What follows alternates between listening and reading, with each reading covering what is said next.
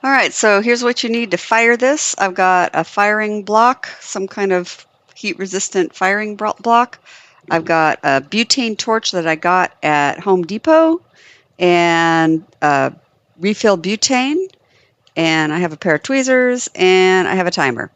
So here we go. I'm going to start by um, filling the torch. You do this upside down, and you just kind of press it into the valve until it starts kicking back out. And this one's really empty, so there it goes. All right, so that's full up now. And this particular one, the way it operates is you have to pull down this, and that clicks down. And then when I press this, it'll light. So there it goes. So if I let go, it stops. So it's got another little thing right here to lock it on. So I'm going to pull that down, click it, and then I'll press that on and let go, and now it'll stay on. And I'll use a sweeping motion around the piece, and it's going to start off by smoking a little bit, and then it's going to catch on fire, and that's the binder burning out. You definitely want to leave it burning. I had a student blow one out once, but you got to burn out that binder, so just let it go. And just keep using that nice sweeping motion, and then it's going to turn white, and then it's going to turn kind of a pale salmon pink, and it's there. It's hard to see, but as soon as I get to that temperature, I'm going to start the timer. So I don't start the timer until I reach sintering temperature, and it is there now.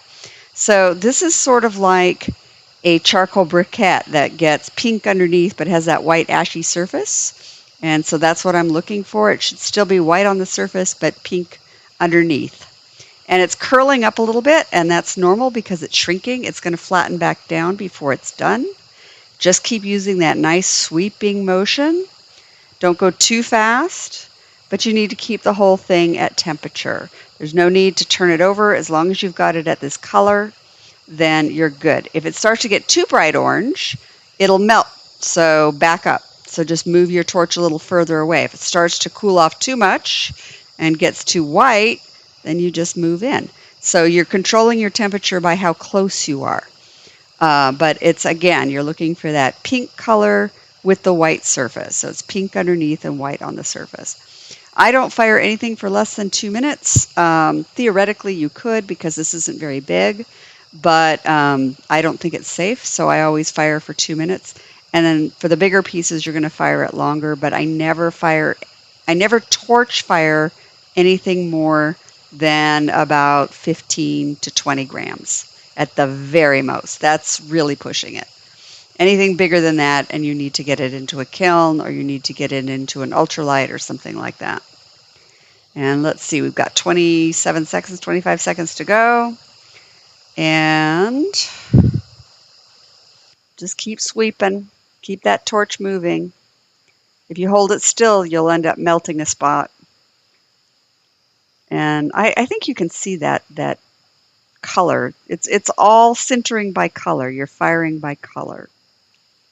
This is the least expensive method. It's not the easiest method. All right, so there we go. I'm going to clear that. I'll turn this off just by clicking it again. And I usually move it off the hot spot, but I accidentally heated my tweezers. Don't do that. My tweezers should not have been up on the block. Don't do that. Anyway, it can just cool in place.